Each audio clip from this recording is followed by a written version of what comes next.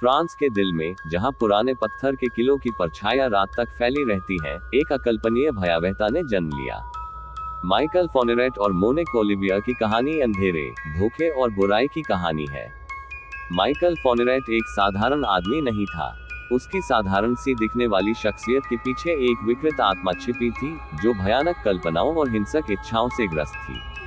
France में उसका पालन पोषण हुआ, जहां वह शांत और सभ्य दिखता था, लेकिन उसके अंदर एक भूख थी, एक शिकारी जो सिर्फ इंतजार कर रहा था। जेल में किस्मत ने माइकल को किसी ऐसे से मिलवाया जो उतना ही टूटा हुआ था जितना वह। मोनिक ओलिवियर उसके गहरे करिश्मे की ओर खींची चली आई।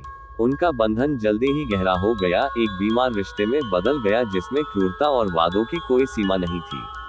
उसने उसे हर कीमत पर मदद करने की कसम खाई। रिहा होने के बाद माइकल और मोनिक एक शिकारी जोड़ी बन गए। वे शांत फ्रेंच गांवों और सुनसान रास्तों पर घूमते रहे, युवा और असहाय लड़कियों की तलाश में। उनकी निगाहें शिकार खोजने में जुटी रहती, एक विवाहित जोड़े के मुखौटे के पीछे छिपी हुई। उनकी पहली शिकार इसाबेल लविले एक चमकती हुई 17 साल की लड़की थी। एक ठंडी जनवरी की शाम को माइकल और मोनिक की नजर उस पर पड़ी। मासूम और अनजान, उसने खतरे को आते हुए नहीं देखा। मोनिक ने चालाकी से अपनी भूमिका निभाई, इसाबेल को लिफ्ट ऑफर करते हुए उसे एक मां की तरह आराम दिया। लेकिन कार में बैठने के बाद इसाबेल को एहसास हुआ कि उसने कितनी भयंकर गलती कर दी थी। सालों तक माइकल और मोनिक ने और भी कई लड़कियों को अपना शिकार बनाया। उनकी क्रूरता की कोई सीमा नहीं थी, और हर गुमशुदगी के साथ फ्रांस के ऊपर एक भयावह काली छाया छा गई थी।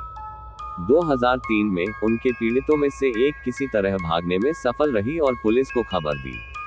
सालों से चल रही इस अंधेरी रात का अंत अब करीब था। पुलिस ने जल्द ही माइकल और मोनिक को पकड़ लिया।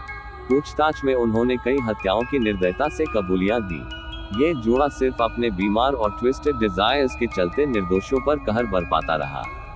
ट्विस्टेड डिजायर्स का मतलब है कि उनके अंदर अजीब, अमानवीय और घृणित इच्छाएं थीं, जो नैतिक रूप से गलत और बीमार मानसिकता को दर्शाती है।